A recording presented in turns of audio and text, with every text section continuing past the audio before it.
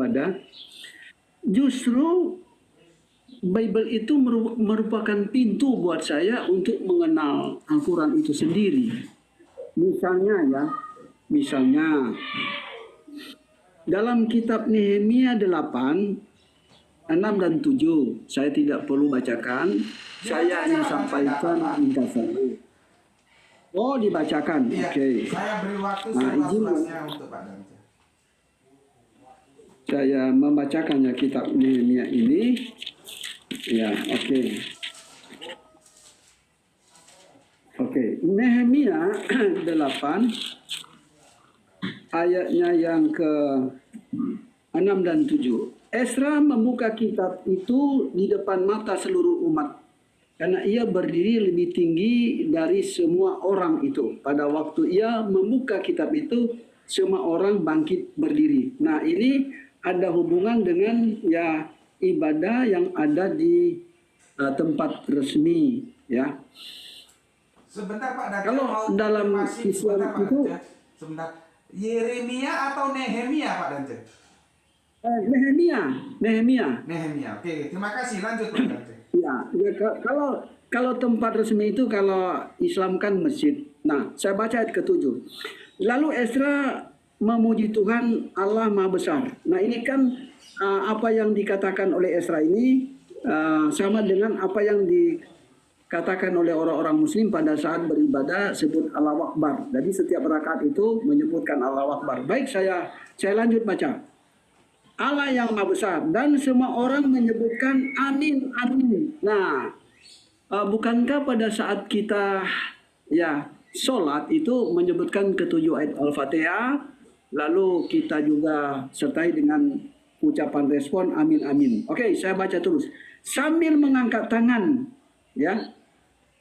Kemudian mereka berlutut dan sujud menyembah kepada Tuhan dengan muka sampai ke tanah. Ibadah di mana kita temukan ya dalam keadaan posisi angkat tangan dan juga ya berlutut, lalu muka menyentuh tanah, ya, muka menyentuh tanah, keseluruhan muka itu menyentuh tanah. Saya hanya temukan itu di dalam masjid, ya, ataupun ibadah-ibadah tertentu oleh orang-orang Muslim. Oke. Lalu selanjutnya ya, pada saat hendak berada pada tempat yang suci, ya, tempat ibadah, itu juga disebutkan ya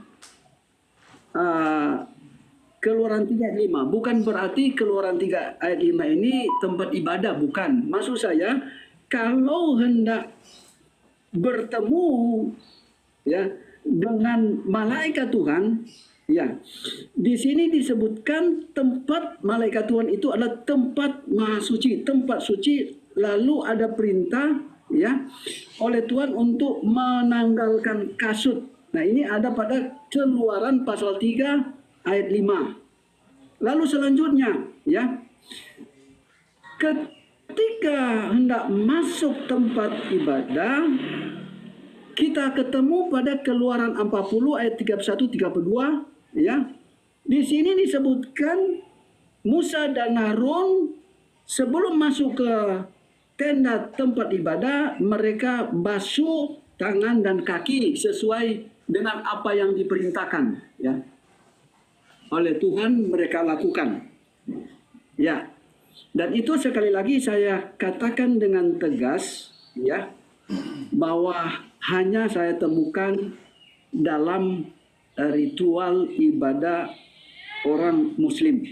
Selanjutnya, ya, pada saat berada pada tempat ibadah, dalam keadaan posisi apa? Mari kita melihat. Markus 11 ayat 25 ada posisi berdiri. Ya, ada doa posisi berdiri.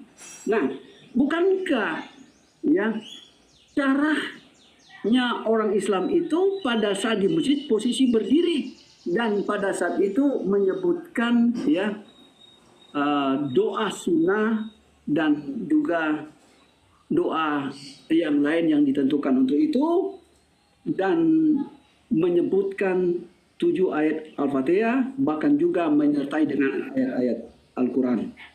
Nah, selanjutnya ya kita melihat urut-urutan ya cara ibadah di tempat yang ditentukan. Kita melihat Lukas pasal 22 ayat 41 ada kata doa berlutut. Nah, bukankah sebelum berlutut, posisi berlutut kita dalam keadaan ya ruku.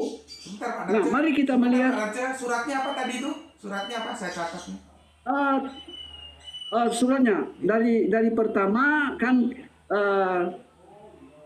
tanggalkan tali kasut, Keluaran 35. Lalu sebelum masuk tempat ibadah, Musa dan Harun basuh kaki dan tangan, Keluaran 40 ayat 31 dan 32. Selanjutnya posisi berdoa ada ditemukan Markus 11 ayat 5 dalam keadaan berdiri. Lalu dalam keadaan berlutut, ya berlutut kan melalui rukuk juga. Awal rukuk baru berlutut. Lukas pasal 22 ayat 41. Ya, lalu posisi sujud kita temukan pada Matius pasal 26 ayat 39. Posisi sujud. Nah, Matius berapa? ini bagian-bagian dalam Matius berapa? Matius pasal 26 ayat 39. Oke, lanjut. Matius pasal 26 ayat 39. Nah, mari kita melihat ya. Ya. Bukankah orang-orang muslim itu sama dengan apa yang dilakukan oleh orang Yahudi yang menggunakan penutup kepala? Apakah itu dituliskan dalam Bible? Mari kita melihat ya. Kita melihat Keluaran 28 ayat 4. Keluaran 28 ayat 40 maksud saya. Keluaran 28 ayat 40. Juga bagi anak-anak Harun harus, sebentar saya baca ulang. Juga bagi anak-anak Harun harus kau buat kemeja-kemeja dan haruslah kau buat ikat pinggang bagi mereka dan desar-desar harus kau bagi. Nah, di sini desar-desar dalam bahasa Inggris, Alkitab bahasa Inggris saya adalah headband. Headband itu sesuatu yang dilingkarkan kepada kepala. Ya. Atau ada Alkitab yang lain yang kan Alkitab itu banyak referensinya, banyak terjemahnya. Nah, ini merujuk kepada topi. Oke. Nah, mari kita melihat juga Keluaran 40 ayatnya yang Keluaran 29 ayat 6. Keluaran 29 ayat 6. Keluaran 29 ayat 6. Saya bacakan ya. Bentar. 29 ayat 6. Kau taruh serban di kepalanya. Nah, saya hanya membacakan di bagian A-nya saja. Nah, serban. Serban bahasa Inggrisnya sini ya turban ya atau ikat kepala. Ya.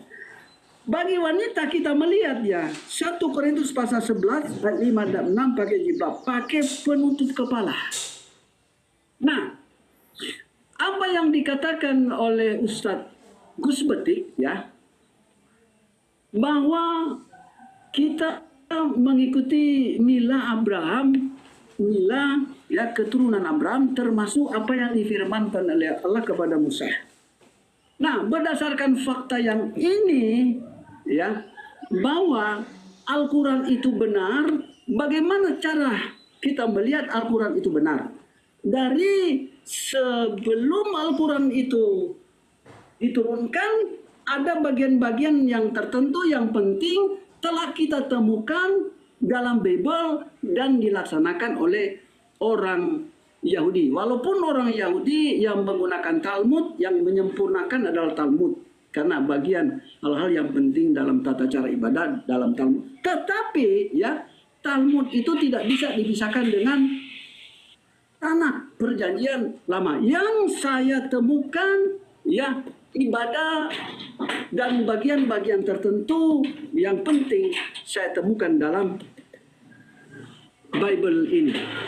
Jadi saya menyimpulkan bahwa menunjukkan kebenaran Al-Quran ini kita temukan dan Bible itu merujuk, ya, membenarkan Al-Quran itu sendiri. Lalu kedua, saya menunjukkan kebenaran Al-Quran itu. Yang kedua, saya justru temukan ya surat Rasul Paulus, ya, surat Rasul Paulus pada kitab Ibrani pasalnya yang ke-10 ayatnya yang ke-16.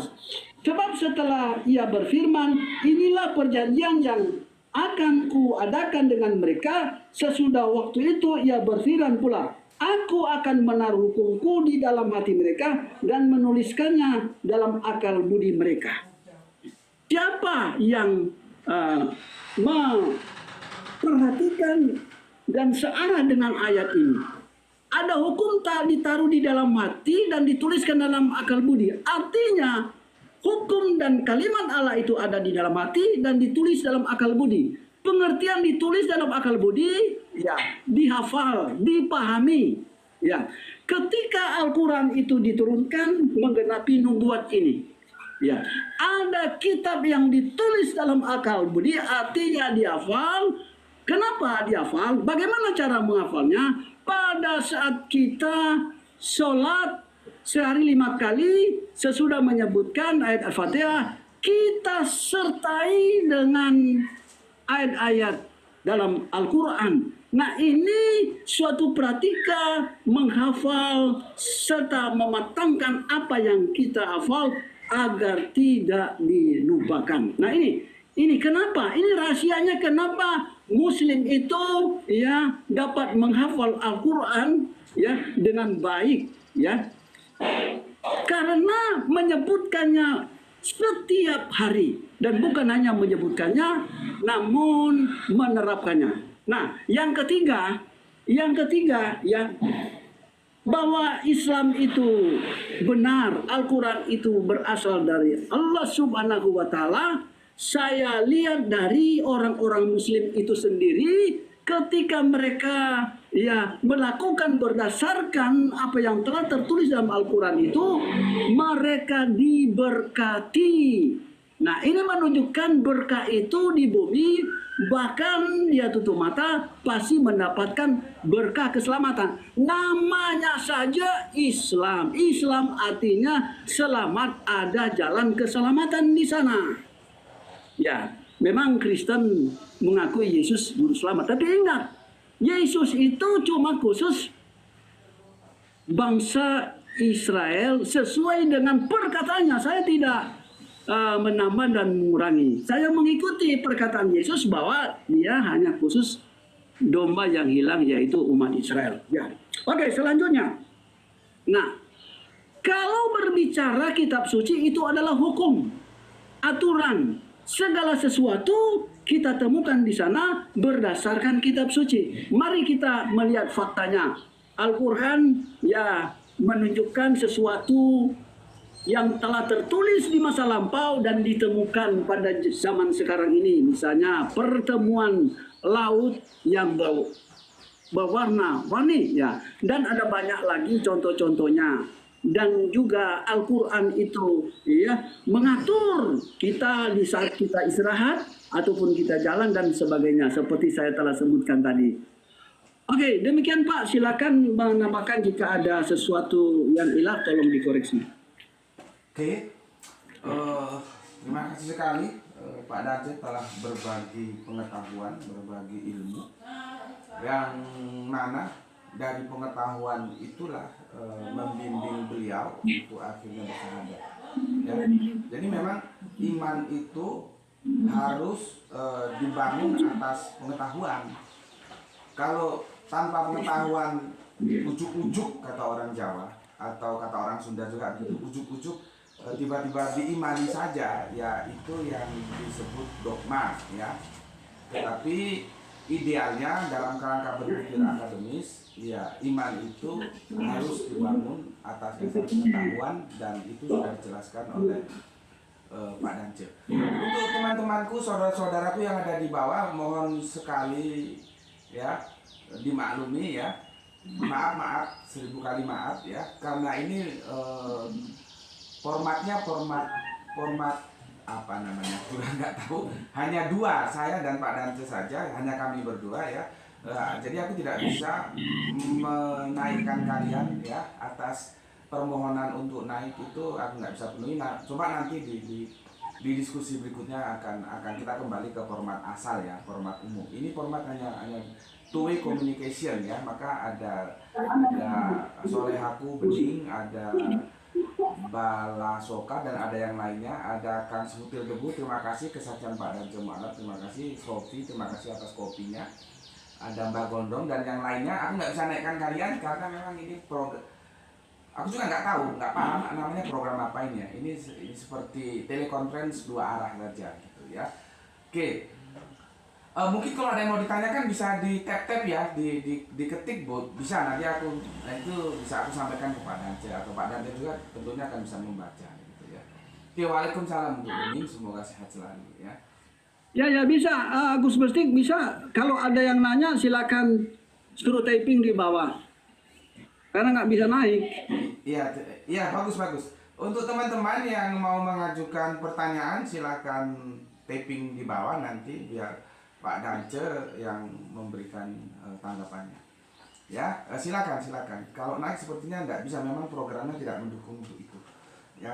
Oke, tadi Pak Dance telah mengutip begitu banyak ayat-ayat ya, mulai Nehemia ya, suratnya yang ke-8 sampai ayat yang ke-6 dan ke-8 dari Nehemia 8 ya, tentang sesuatu yang dilakukan, tentang sujud itu dilakukan oleh umat muslim, orang Islam ya. Begitu juga Keluaran 3 ayat 5 ya, yang itu apa, lepas alas kaki ya. Jadi kalau kita sholat itu lepas alas kaki. Kemudian dilanjut elaborasinya ke Keluaran 40 31 32 tentang berwudu ya, membasuh, membersihkan diri. Kemudian Markus 11:25 posisi sholat ya, posisi sholat itu beragam, berdiri, ruku ya, berdiri lagi, kemudian sujud, kemudian duduk ya. Keluaran 241 ya. Sembara telepon ini. Sebentar. Assalamualaikum. Aku lagi online, nanti tak telepon balik ya. Mohon maaf. Nanti tak telepon balik. Lagi online aku. Oke, matur nuwun. Oke, dari Keluaran terus ke Matius 26:39 tentang posisi sujud itu juga sudah dijelaskan. Kemudian di Keluaran dan nanti ada di Korintus, yaitu terkait dengan penutup aurat, ada kerudung, ada sorban, ada tudung biasanya menyebutnya di situ.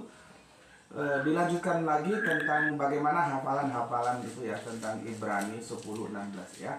Memang semuanya itu ada pada umat Islam atau yang disebut Muslim yang melakukan hal-hal itu yang sudah tertulis ya di dalam kitab-kitab perjanjian lama dan perjanjian baru, yang itu tertulis dan Islam itu melakukan. Makanya aku mengatakan bahwa ketika saudara-saudara kita beralih menjadi mu'alaf, itu bukan berarti kehilangan Yesus. Mereka tetap memiliki Yesus karena umat Islam juga memiliki Yesus ya, yang kami menyebutnya Kanjeng Nabi Isa, bukan berarti kehilangan. Dan kami mewarisi itu sebagai Mas Putra, mohon maaf saya tidak bisa menaikkan karena ini formatnya dua. Saya dan Pak Dance ya. Nanti kalau ada yang mau ditanyakan bisa di typing aja ya, di typing, dan atau nanti setelah ini selesai kita bisa ke format awal yang semuanya bisa naik ya. Mohon maaf. Oke, selanjutnya dari aktivitas-aktivitas yang dilakukan Islam seperti itu membimbing, mengguiding atau apalagi ya, mengarahkan Pak Dance untuk bermualaf. Dan alhamdulillah kita doakan semoga Pak Dance tetap eksis ya. Mohon maaf Mas Putra S ya, kreator lain ingin melakukan kokos ini, aku nggak ngerti caranya ya. nanti atau gini aja Mas Putra dan yang lainnya silakan tapping aja apa yang mau ditanyakan ya. Aku nggak menguasai tekniknya dan ini Pak Dance yang mengatur tadi ya supaya ini komunikasinya dua arah. Gitu. Yang lainnya silakan di tapping kalau ada yang mau ditanyakan ya. Oke. Jadi itu kesimpulan yang bisa aku sampaikan ya. Jadi Pak Dance membangun keimanannya atas dasar pengetahuan dia baca Bible. Alkitab Perjanjian Lama, Perjanjian Baru ternyata itu dilakukan oleh Islam ya. Dan Islam ini juga bukan sesuatu yang terpisah ya, dia merupakan kelanjutan dari Nasrani. Nasrani kelanjutan dari Yahudi, yaitu yang disebut dengan anak-anak Abraham atau kalau kita masuk ke dalam dunia-dunia kampus disebut dengan Abrahamic faith ya, iman Bapa Abraham ya. Jadi bertumbuh Yahudi, Nasrani, Islam itu bertumbuh kepada iman Bapa Abraham. Dia tidak terlepas. Kalau di Al-Quran dikatakan ikutilah mila Abraham. Sorry. Bukan Abraham. Kalau dalam perspektif Islam disebut Ibrahim ya. Ikutilah mila Ibrahim. Jadi kita itu di dalam Islam disuruh menapaktilasi iman Bapa Ibrahim. Nah, ya.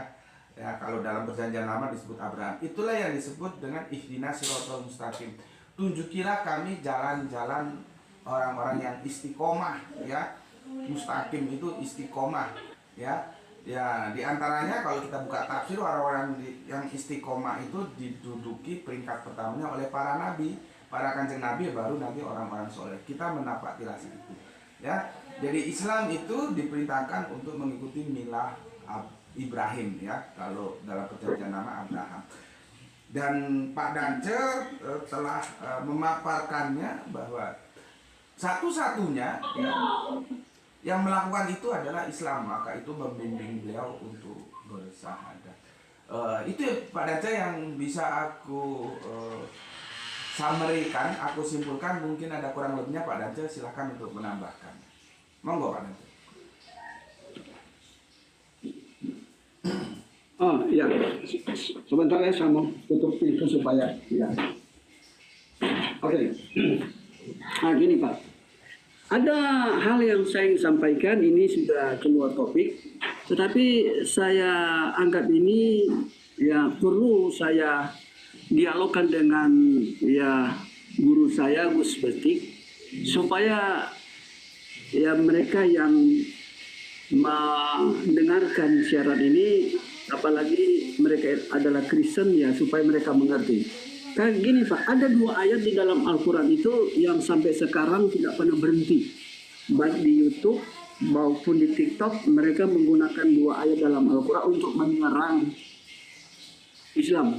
Dan saya juga pernah didatangi oleh para pendeta, mereka menanyakan ayat ini. Nah ayat ini saya akan bacakan dan saya uraikan singkat, dan nanti Pak Gus Betik akan menambahkannya.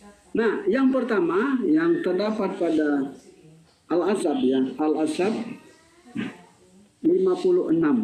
Al-Ahzab 56, saya bacakan. Sesungguhnya Allah dan para malaikatnya bersolawat untuk Nabi. Wahai orang-orang yang beriman, berselawatlah kamu untuk Nabi dan ucapkanlah salam dengan penuh penghormatan kepadanya. Begini Pak, saya temui ada yang pernah menarasikan ini ya. Mereka menambahkan ayat ini, bahkan juga mereka telah tulis lalu merubah ayat ini.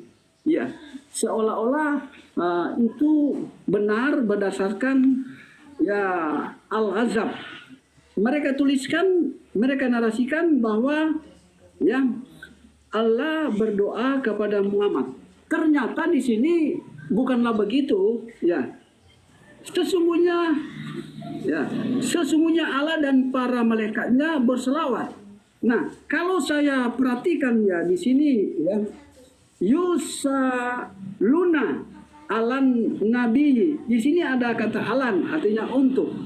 Nah, setelah saya pelajari, saya coba-coba iseng-iseng ya, masuk ke Google terjemahan, saya ketik di situ ya, Allah berselawat untuk Nabi. Setelah saya klik, muncul bahasa Inggrisnya God bless the prophet. Artinya Allah memberkahi Muhammad. Ya. Nah, saya simpulkan gini Pak, sebelum Gus Betik menambahkan, saya simpulkan begini. Kalau menurut saya, selawatnya Allah untuk Nabi, Allah memberkahi. Nah, selawatnya malaikat untuk Nabi, malaikat meminta kepada Allah agar Nabi diberikan anugerah. Selawatnya umatnya menghormati, menghargai, dan mengharapkan kepada Allah agar ya Muhammad ya eksis, diberikan rahmat dan sebagainya. Nah ini Pak yang sering dipelintir oleh teman-teman kita ya, apalagi para pendeta yang tidak memiliki paham yang benar. Silakan Pak, tolong ditambahkan supaya mereka bisa mendengar kita dan mendapatkan ya arahan dan edukasi yang benar. Sesudah ini masih ada satu ayat lagi yang mereka pakai menyerang kita. Oke, tapi ini kita satu persatu. Mohon diberikan pencerahan Pak, dan jika saya telah salah menaksirkan silakan dikoreksi. Oke, terima kasih Pak Dajjal ya atas ayat yang disuguhkan, yaitu surat yang ke-33, surat Al-Ahzab, itu nomor ayatnya yang ke-6. 56. Ya, surat yang ke-56. Memang begini, ini kajiannya sudah masuk level high ya, tingkat tinggi. Tapi karena ditanyakan, ya saya harus memberikan pertanggungan jawab secara pertanggungan jawab intelektual ya. Saya harus berikan ini. Tapi ini kajiannya sebetulnya kajian yang high level. Dan Gus Betik akan berhadapan dengan pemahaman mainstream ya. Nggak apa-apa, yang nanti yang setuju ambil, yang nggak setuju ambil. Kalau kita mengikuti tafsir-tafsir mainstream ya, memang itu akan menjadi pertanyaan, dan wajar saja kalau ada yang di luar Islam mempertanyakan ya. Kan begini kalimat pertamanya ya, sesungguhnya Allah dan malaikat-malaikatnya bersolawat untuk Nabi. Innallaha wa ma malaikatu ya yusoluna ala nabi ya, sesungguhnya Allah dan malaikat-malaikatnya bersolawat untuk Nabi. Di sini depan sepertinya mencari cara yang paling aman gitulah ya. Bersolawat itu tidak diterjemahkan ya. Bersolawat itu ketika diterjemahkan, dia akan menjadi sebuah pertanyaan karena diawali dengan satu nama agung, yaitu Alif Lam Mim atau Allah.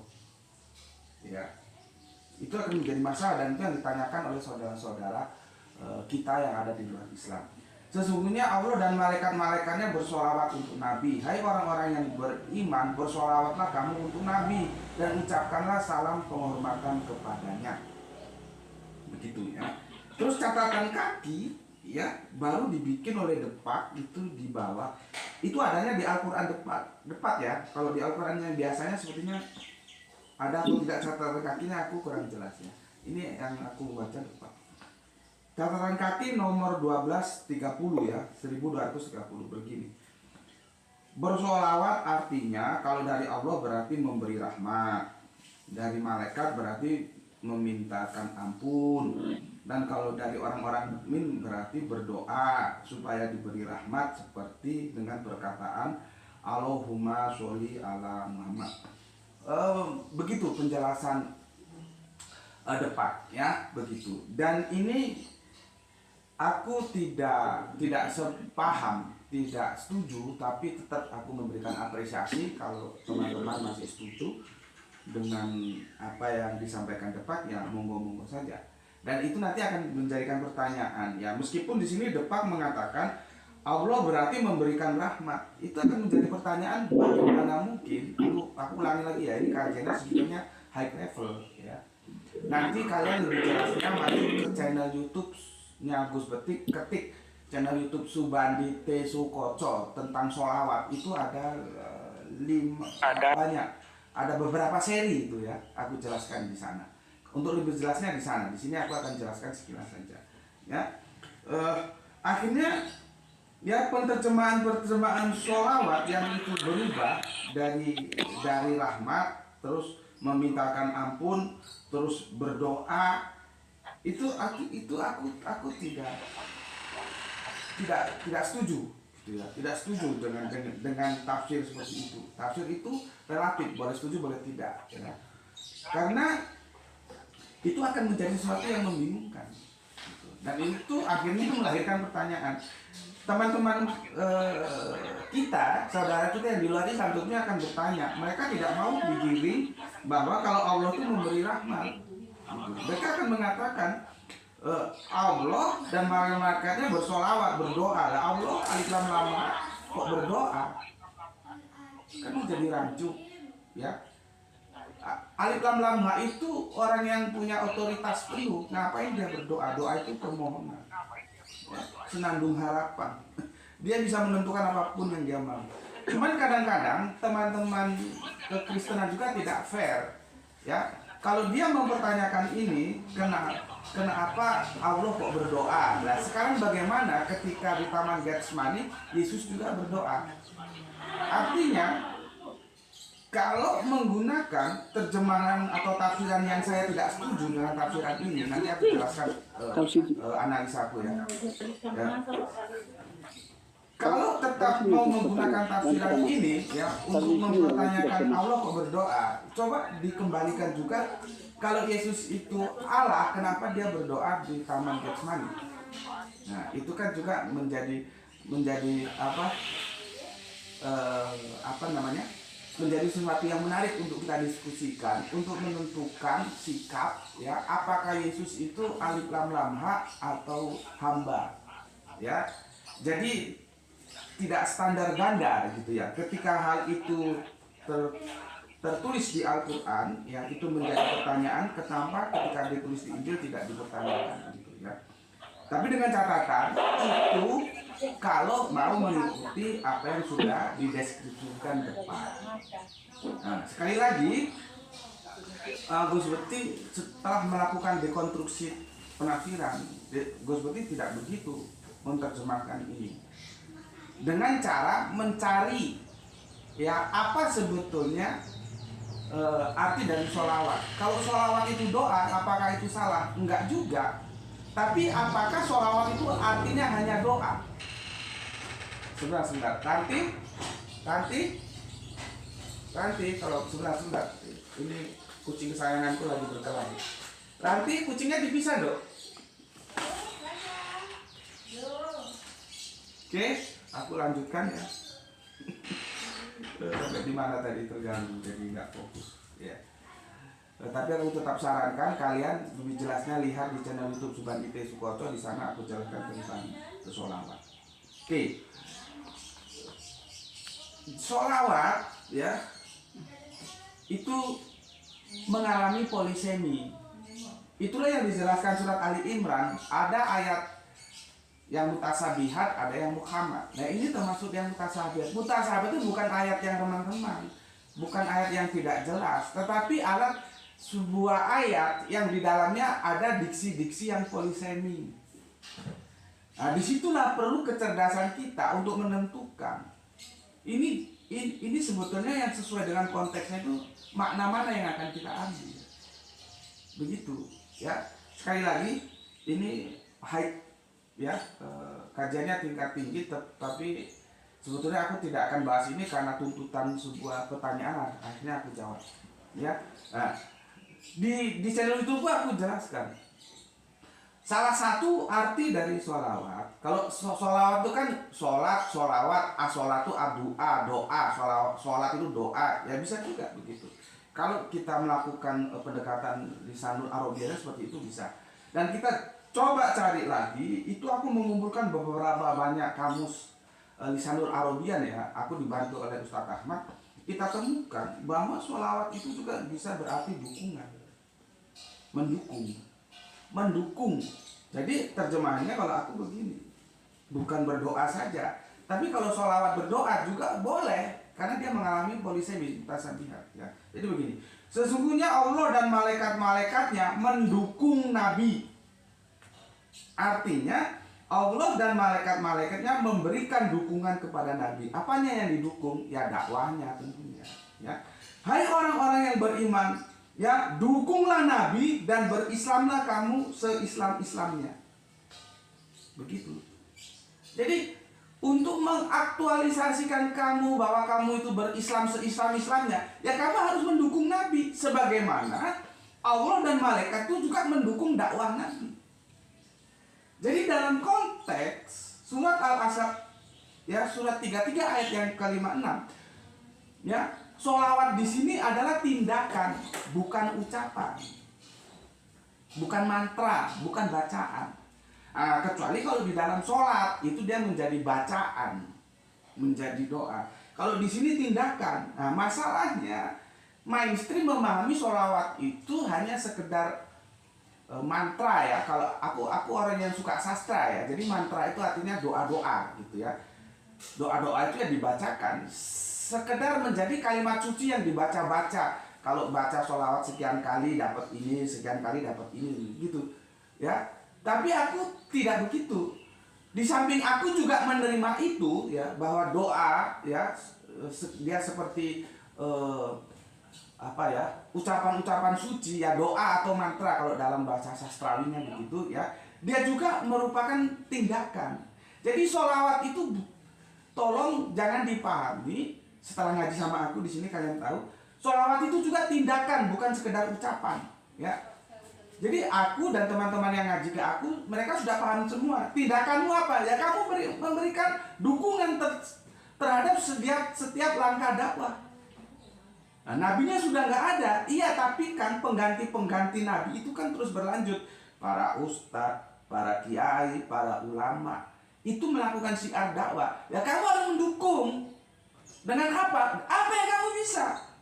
Kalau kamu sebagai konglomerat, ya dengan uangmu.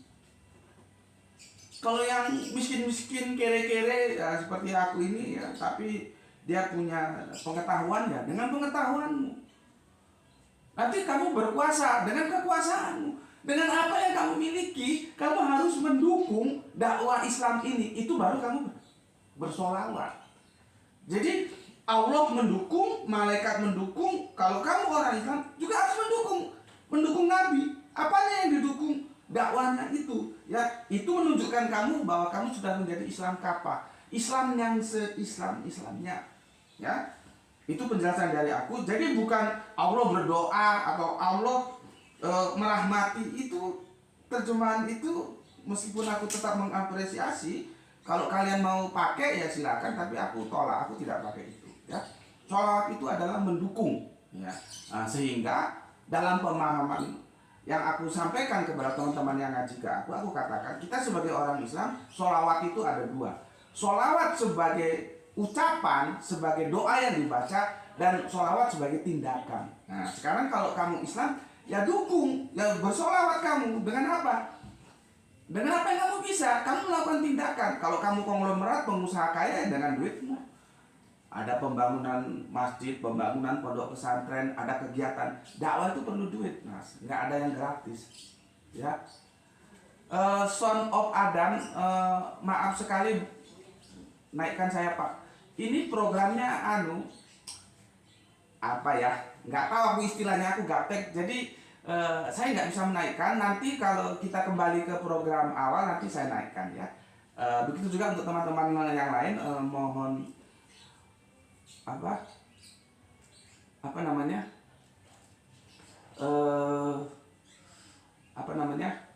Ya. Kalau sementara kalau ada pertanyaan silakan diketik, Pak. Masih ada satu ayat lagi, Pak. Sebentar. Jadi aku closing dulu satu ayat ya. Jadi itu penjelasannya tentang Al-Ahzab. Jadi bukan Allah yang berdoa lah. Allah berdoa itu apa? Jadi Allah mendukung, ya, mendukung. Oke, itu Pak Dace dan teman-teman lain mohon 1000 maaf ya. karena ini two-way communication, silahkan di tapping aja apa yang mau dipertanyakan ya. Nanti kita kembali ke format awal, kalian boleh naik nanti ya. Itu Pak Darja, mungkin ada lagi yang bisa untuk dijelaskan? Ya, yang terakhir ini supaya kita bisa kembali ke format awal sesudah membahas yang terakhir ini. Kenapa ayat ini juga saya mau bahas dengan Pak Pusketik? Ini juga salah satu ayat yang menjadi andalan teman-teman kita Kristen. Dan juga ada ya saudara saya dan beberapa pendeta mendatangi saya dan mereka ya menunjukkan ayat ini. Ya, Maryam ya.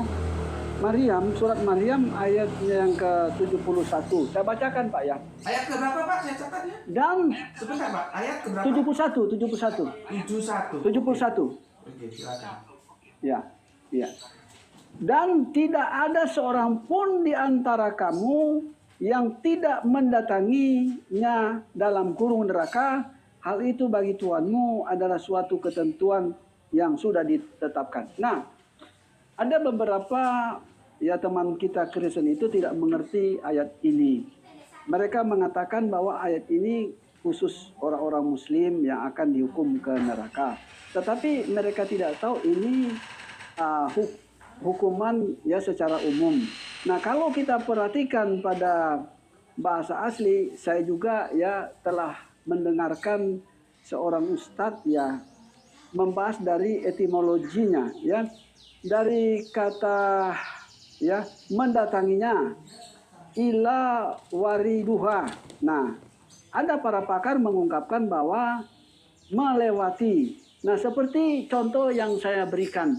Seandainya kita mendatangi kuburan, tidak mungkin kita masuk di dalam kuburan itu. Sekali lagi, saat kita mendatangi makam, tidak mungkin kita masuk di dalam lubang makam itu, tetapi kita melewati. Nah, saya bacakan terus ya. Hal itu bagi Tuhanmu adalah suatu ketentuan yang sudah ditetapkan. Kalau kita baca pada ayat 70 dan 72, ayat 70, selanjutnya kami sungguh lebih mengetahui orang yang seharusnya dimasukkan dalam neraka. Jadi di sini ada orang seharusnya sudah diketahui. Nah, berarti ada yang tidak dimasukkan dalam neraka. Ayat 72 ini yang akan menyimpulkan. Ayat 72. Kemudian kami akan menyelamatkan orang-orang yang bertakwa. Siapakah orang bertakwa ini? Orang bertakwa itu adalah orang berpasrah, orang taat kepada Allah. Nah, kalau kita perhatiin, ini adalah orang-orang yang setia benar-benar beribadah kepada Allah yang kita sebut Muslim. Karena Muslim artinya orang yang bertakwa dan taat. Nah, di sini dijelaskan bahwa ada yang memang langsung masuk kepada tempat yang indah, jannah yang kekal, ya. Namun kita ketahui ya tidak ada seorang yang kebal kematian, artinya melewati kematian. Dan kita membaca seterusnya dan membiarkan orang yang salim di dalam neraka dalam keadaan berlutut. Jadi di sini ada dua kategori, ya, orang yang bertakwa terus ya masuk kepada alam yang indah, yaitu ya jannah melewati kematian, dan ada yang memang dalam hukuman. Nah, biar juga Pak Pusbetik kita akhiri ya meeting ini dengan menjelaskan kepada mereka yang belum paham hal ini, terutama orang-orang Kristen teman kita yang sering ya menuliskan ini dalam tapingan-tapingan. Kenapa kita harus ulang-ulang ini? Saya juga sudah berulang-ulang bahas ini dan biar berulang-ulang agar mereka lebih paham. Oke, silakan Pak. Oke, terima kasih Pak Darce atas pertanyaannya terkait surat 19 surat Maryam ayat yang ke-71 yang selalu dipertanyakan oleh saudara-saudara Kristen kita. Oke, aku jelaskan dulu begini, ya, kata ganti itu memang sering menjadi masalah kalau dia tidak dipahami secara utuh dari satu perikop ini. Kata ganti. Karena keliru memahami kata ganti, maka akan jadi misleading pemahaman tentang pesan-pesan yang disampaikan oleh ayat-ayat tersebut. Aku kasih contoh dulu ya. Di surat Az-Zukhruf 61 itu ada begini. Wa innahu li saati. Ada domir hu di sana. Sesungguhnya dia ya. Jadi dia itu siapa? Disitulah terjadi perdebatan ya. Ada yang mengatakan untuk teman-teman yang mempunyai pemahaman nanti Kanjeng Nabi Isa turun lagi, ada mengatakan hunya itu ke Isa ya. Terus nanti ketika buka tafsir, kalau tafsirnya siapa tuh ya, tafsirnya Bapak Hamka, semoga Allah merahmatinya, itu Pak Hamka tidak mengerucutkan siapa ya. Terus ada lagi yang hunya itu ke Al-Quran ya. Terus ada lagi yang hunya itu ke Allah. Itu domir. Dan domirnya dipahami sebagai Al-Quran, sebagai Allah, sebagai Isa. Itu konsekuensi logisnya akan berbeda juga. Gitu. Ya. Sama dengan di sini. Ya, surat yang ke-71 itu ya. Kan begini. Ya, surat yang ke-71 wa iminkum ya, wa iminkum ya, dan tidak daripadamu ya, dan tidak ada seorang pun di antara kamu. Masalahnya kamunya itu siapa?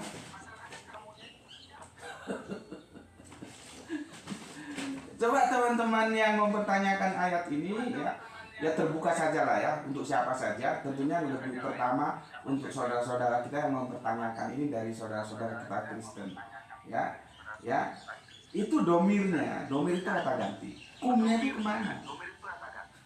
Karena kalau aku melihat itu cara pandang yang umum, kumnya itu dikirain orang-orang Islam, jadi orang Islam masuk neraka semua gitu. Makanya aku bilang ya, coba kita berpikir dengan inna a'malu binniat. Niat utamanya itu belajar untuk mencari kebenaran. Maka parameternya benar salah, bukan menang kalah. Yang tadi di awal sudah aku jelaskan kepada Pak Dance ya, aku sudah bergerak, sudah meninggalkan parameter menang kalah, sudah jauh ya. Aku ke benar salah. Jadi makanya dakwah itu hanya menyampaikan. Aku tidak berusaha untuk memaksakan, apalagi sampai melukai hati saudara-saudara kita yang kita dakwahi, enggak ya. Kita hanya berdakwah, nanti mereka punya kebebasan ya, punya free choice, bebas pilihan akan iman atau kafir ya. Nah, sekali lagi untuk teman-teman yang selalu menggunakan ayat ini untuk dalam pertanyaannya, dalam diskusi debatnya, perhatikan domirnya itu kemana ya. Kumnya itu kemana? Apakah kumnya itu kepada orang Islam sehingga orang Islam masuk neraka semua? Enggak dong ya. Maka harus dibaca dari mulai ayat yang ke-66. Dan kalau di Al-Quran depak itu terima kasih sudah diberikan dari kop ya. Jadi aku tetap memberikan kritik. Kalau depak benar ya aku bilang benar dan terima kasih. Kalau salah ya aku bilang salah. Tetapi kan orang tidak bisa, tidak baik, tidak elok kalau hanya bisa menyalahkan tapi tidak membenarkan. Aku tadi terjemahan surat Al-Ashab surat 5633, surat 33 ayat 56, aku nggak setuju dan itu salah. Dan aku memberikan pertanggung jawab intelektual aku telah membenarkannya. Aku mendekonstruksinya dan itu aku tawarkan.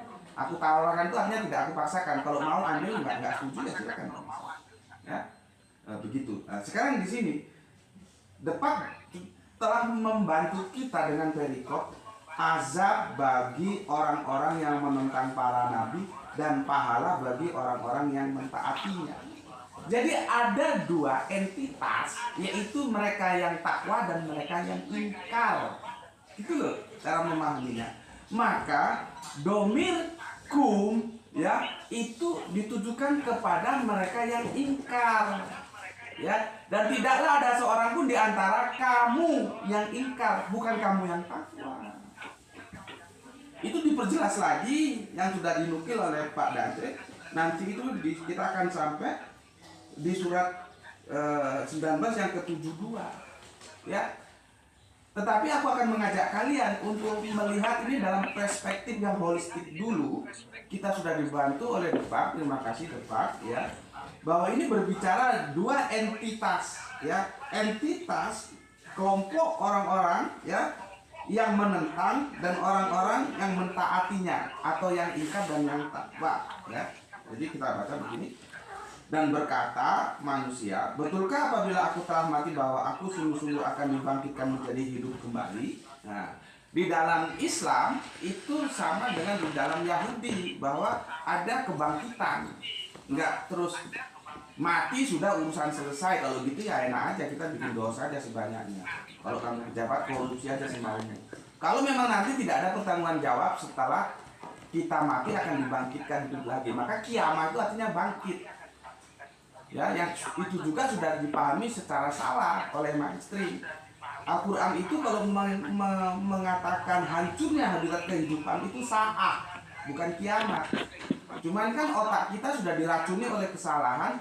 Ya, oh sebentar lagi atau awas nanti kiamat, dan kiamat itu dipahami hancurnya habitat kehidupan. Enggak begitu. Al-Quran itu sangat-sangat jeli sekali. Ya, hancurnya habitat kehidupan itu saat. Ya, saat setelah saat nanti kita mati semua baru dibangkitkan. Bangkit itu kiamat. Kiamat, maka bangkit tengah malam, sholat malam itu disebut Qiyamul Lail. Itu loh ya. Itu pendekatannya nanti bahasa ya. Jadi begitu ya. Ini orang yang tidak percaya. Jadi Arab-Arab bajingan itu yang didakwai Kanjeng Nabi kan tentang surga, tentang neraka, mereka nehi saja. Mereka bilang orang sudah mati ya mati ya. Nanti kan ada peristiwa lain bagaimana nggak percaya, tulang-tulang begini apa bisa dihidupkan kembali. Mereka nehi saja gitu ya. Oke, ulangi lagi. Dan berkata manusia ya, betulkah apabila aku telah mati bahwa aku sungguh-sungguh akan dibangkitkan menjadi hidup kembali gitu ya. Di surat 67. Dan tidakkah manusia itu memikirkan bahwa sesungguhnya kami telah menciptakannya dahulu, sedang ia tidak ada sama sekali. Jadi dijawab dengan bahasa diplomatik, kamu loh dari tidak ada sama sekali bisa menjadi ada. Apa sulitnya mengadakan yang pernah ada terus menjadi ada kembali gitu loh. Atau menghidupkan yang pernah hidup, mati terus bangkit hidup kembali. Apa sulitnya? Nah, itu ya. Ini bahasanya bahasa diplomatis ya. Kemudian di 68, demi Rob, demi Tuhanmu sesungguhnya akan kami bangkitkan mereka bersama Satan. Ya, kemudian akan kami datangkan mereka ke sekeliling jahanam dengan berlutut. Ya, dengan berlutut. Jadi yang bajingan-bajingan itu nggak terus selesai urusannya. Kok enak, kamu nggak diminta pertanggungjawaban, dia akan dibangkitkan kembali, ya, bersama setan-setannya itu, ya, dan akan dimintai pertanggungjawab. Dia akan berlutut di sekeliling jahanam itu, ya. Nah, ke-69, kemudian pasti, ya, akan kami tarik dari tiap-tiap golongan siapa di antara mereka yang sangat durhaka. Yang aku bilang ingkar tadi ya, durhaka kepada Tuhan yang maha pemurah. Yang durhaka, yang bajingan-bajingan itu, yang ingkar-ingkar itu kalau didakwai nehi saja ya. Kemudian yang 70, dan kemudian kami sungguh lebih mengetahui orang-orang yang seharusnya dimasukkan ke dalam neraka.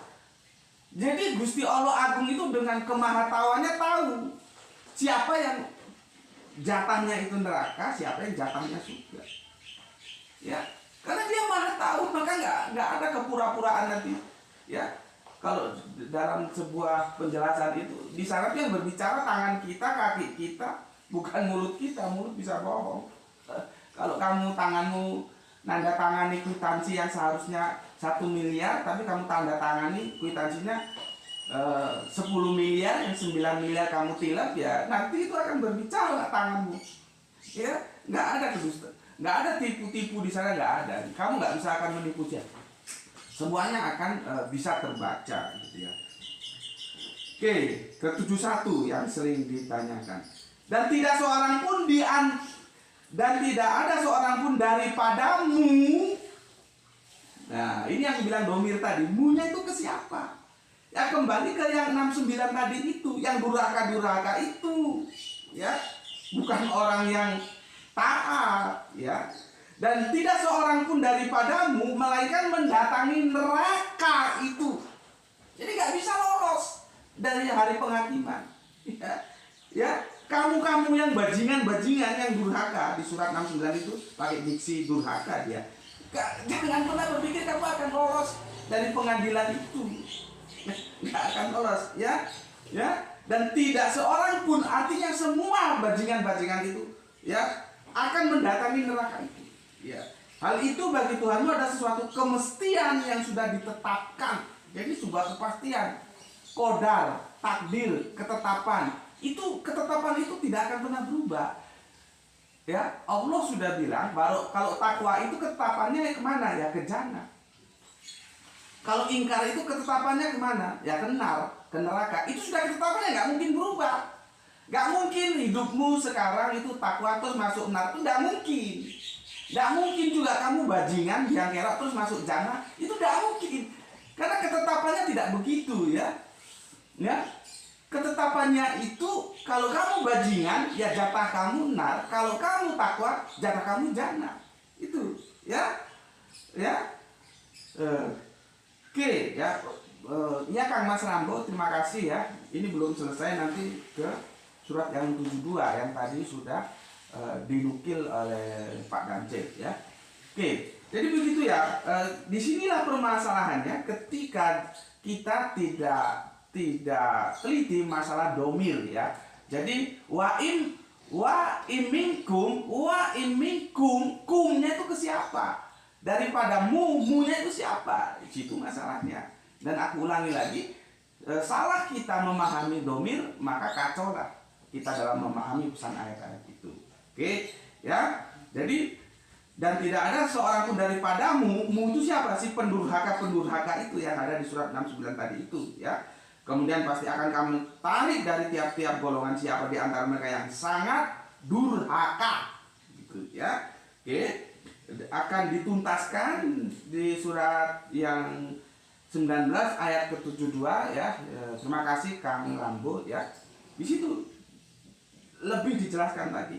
Kemudian sesuai tadi perikopnya, ya, ada yang taat, ya, ada yang menentang, ada yang takwa, ada yang ingkar. Nah, sekarang itu tadi yang ingkar, ya, yang bajingan-bajingan yang kalau sudah didakwai Kanjeng Nabi jawabnya nehi saja, gitu, ya, ya. Nah, itu seperti itu yang apa, yang penentang, yang bajingan-bajingan yang ingkar. Sekarang yang taat, ya, yang takwa seperti apa?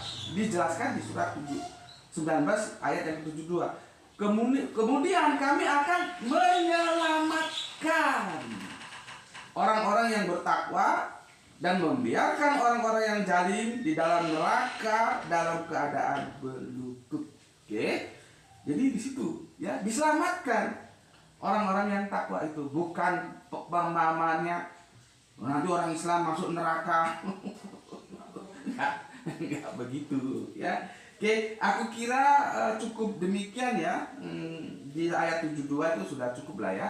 Nanti kalau mau baca silahkan baca semuanya, itu lebih baik satu perikop penuh.